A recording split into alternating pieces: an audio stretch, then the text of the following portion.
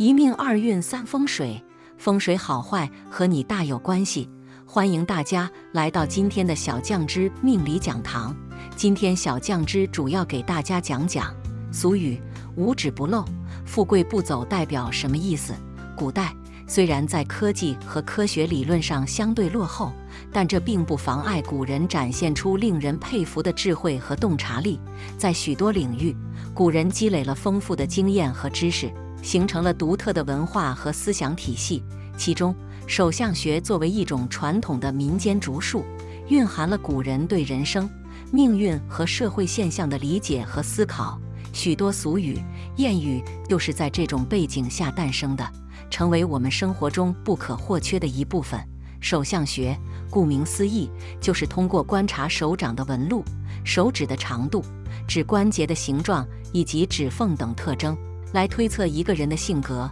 命运、财富和健康状况。这种观测方法在古代被广泛应用，人们相信手掌中的纹路和特征能够反映出一个人的内在属性和未来走向。手相学的起源可以追溯到远古时期，在中国，早在《周易》中就有关于手相的记载，《黄帝内经》等医书也提到了手掌纹路与健康的关系。古人认为，手掌是人体经络的重要部分，反映了人体的气血运行和脏腑功能，因此通过观察手相，可以了解一个人的身体状况和性格特点。随着时间的推移，手相学逐渐发展成为一门系统的学问，被纳入相术的范畴。在明清时期，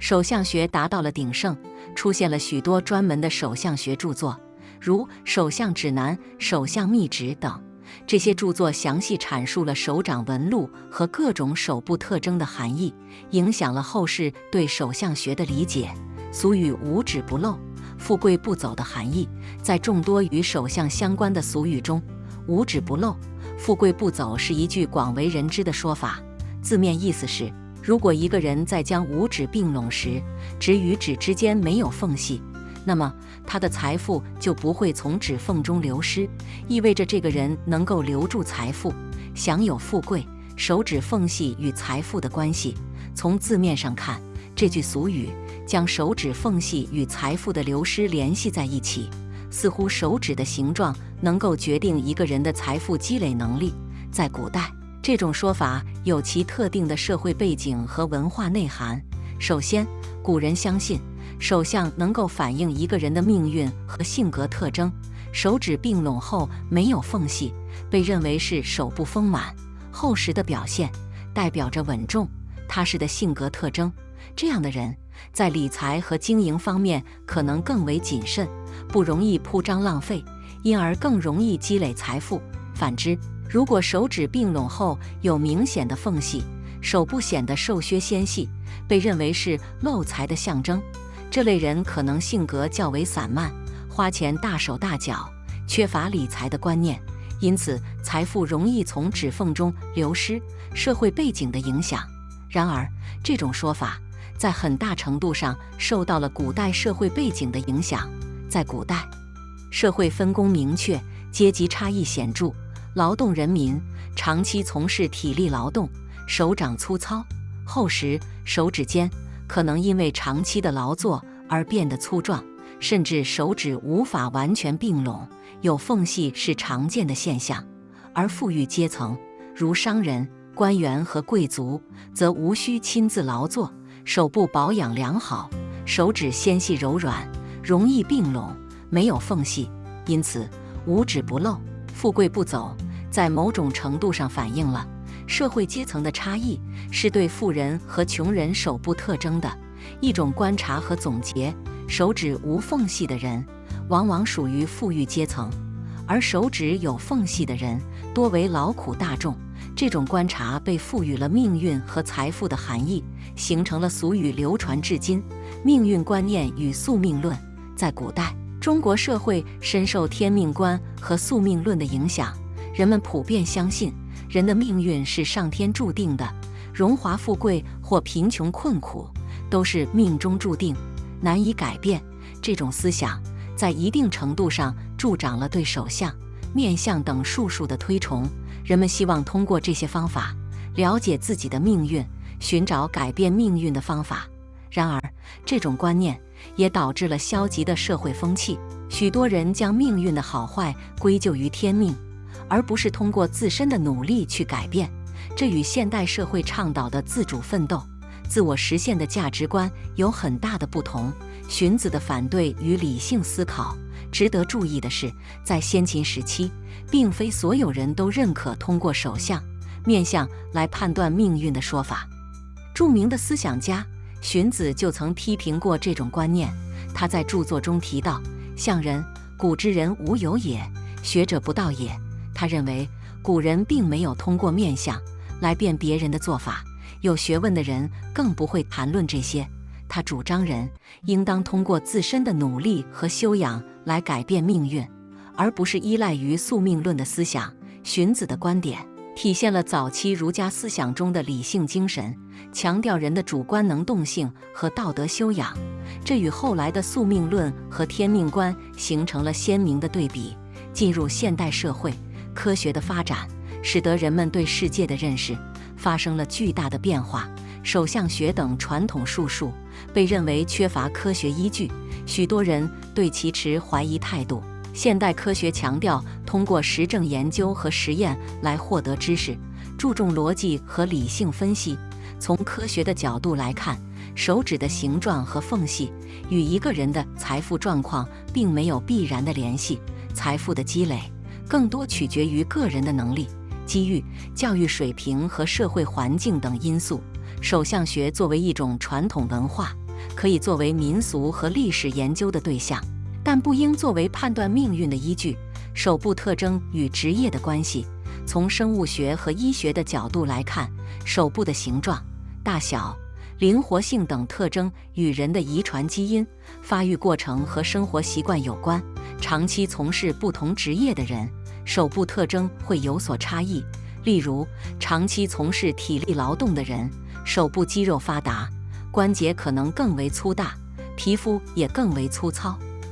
而从事文职或不需要体力劳动的人，手部可能更为纤细柔软。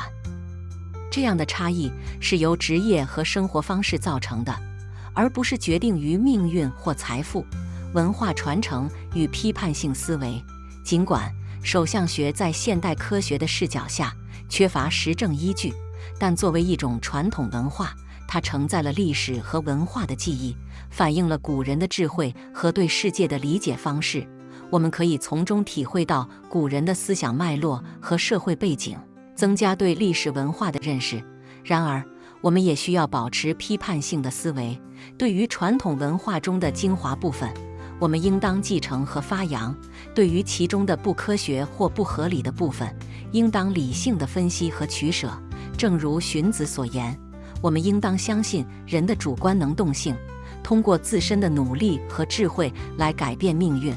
而不是过分依赖于宿命论和术数。现代社会的财富观，在现代社会，财富的获取和积累更多的依赖于教育、能力、努力和机遇。公平的竞争环境和法治社会为人们提供了更为广阔的舞台。个人的财富状况不再与手部特征、面相等外在特征相关，而是与个人的综合素质和社会环境密切相关。因此，我们应当倡导科学理性的观念，相信通过自身的努力和智慧，可以创造出美好的未来。对于传统文化中的一些观念，我们可以了解和尊重，但不应盲目相信或迷信。无纸不漏，富贵不走这句俗语反映了古代人们对手相学的信仰和对命运的思考。在特定的历史和社会背景下，